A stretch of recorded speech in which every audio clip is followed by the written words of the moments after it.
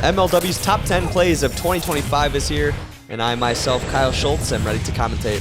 Starting off in Aberdeen, Maryland at the Ripken Experience for number 10, RJ Walgate lifts the ball to the right side where Brendan Zerlag in foul ground tips it up and makes the grab to win the game, but also win the series for the Coastal Cobras. This was definitely a special night for this team. It wasn't a perfect season. They didn't make the playoffs, but this one was probably the highlight of their entire 2025, and I love this angle right here. The fan perspective angle, almost like a late night finds type of angle. A great way to start off the video. And she's a beauty at number 9, and that beauty just so happens to be number 28 on the Western Wildcats making the play. That's right, myself, not to sound egotistical, but this was the most difficult play I've had to make in some time, just on the fact that you had to be so clean and so quick with that ball. A runner was dashing home, was about to score, and you'll see some more from the Wildcat defense later on in the video too, but this one holds a special spot in my heart just because of how precise I had to be. All right, number 8 now, of course, it's some downtown Diamondbacks love. And Nick Saylor, for the first time, a part of this defense in 2025, makes the top 10 play. How about this? Look at where he threw this ball from, and being off balance and putting a perfect throw on Jonah Heath is just unreal. But Saylor has always been so underrated as a defender in this league since 2020. I saw it up close and personal with my team. Shout out to Saylor, man. Now he's got top 10 plays across 2 teams in his MLW career.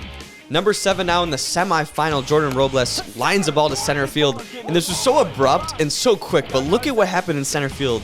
No look, between the legs, Drew Davis almost hikes the ball to Justin Esch at second base, catches Tommy off guard, really catches everybody at the Meadows off guard. You always got to know where Drew Davis is. And for number 6, let's listen in to Ryan Cratch's call in Chicago. Hit into center, off Bowman's legs. He fields it, flips it. Oh my goodness, he's out at first. Oh my God, can you believe that? What just happened? Patrick Bowman threw it over there thinking Liam Jackson was going to be covering. He wasn't even in the vicinity, but he pegged Dustin Staggs on the slide. Patrick is literally on a torn ACL. I told him not to play, but he had so much dog in him that he wanted to play the season out, and of course he comes through. Still not sure why Dustin slid, by the way. All right, number 5 is basically just going to be a Drew Davis running into the fence compilation, but every single time still making the play. Gives the fence a thumbs up. Play number 2 kind of sits down on a banner, taking that out. And then this third one, okay, this one looks like it actually hurts. Just taking that fence to the sternum, but not even having it slow him down in the slightest. Drew Davis running into the fence, but also making the play.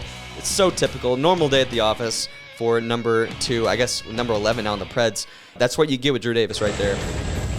At number 4, we have maybe the craziest series of the entire year, the quarterfinals between the Wildcats and Eagles, where I snare a liner off the bat of Carson Yergaitis to rob him of a hit. This was in Game 2, a pivotal point in the series. We were just trying to stay alive. It's another one of those instinct type of plays. You don't really have a lot of time to think about it. You just kind of throw your hand out there and hopefully it sticks, and thankfully it did there for myself. Get into left field. Oh my God! Let's go, Kyle!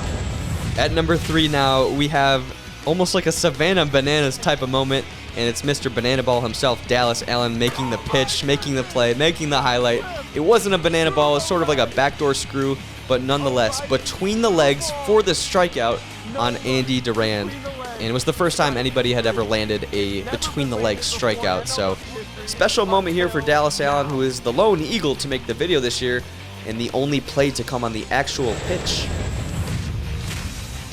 At number 2, we head back to that very intense quarterfinal where Dallas Allen skyrockets a ball to the right side, and I range over from left field, make the grab, go head over heels, throw the ball back into fair territory for the out, and I know it looks kind of wonky in that first glance, but this angle kind of clears it up.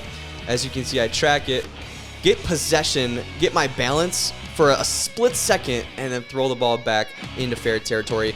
And I was just really trying to make sure that ball did not bobble or leave my hands beyond the home run fence and land onto that grass, because then it, of course, would have been a home run. As we head now into the number 1 play of 2025, let's listen in. Hard hit. Cheatham single, I think. Oh my goodness! Play of the year! Jimmy Norb! Guns down Cheatham! I thought it was going to be a single by a mile. Jimmy just continues to amaze us, man, and this play is pretty similar to number 8 with Nick Saylor. However, Jimmy ranging from the pitcher position all the way to that left side, arm in foul territory once again, throwing off 1 foot with enough velocity to get the runner at first base. Simply incredible. And this is Jimmy's 12th top play in 6 seasons and 3rd #1 overall.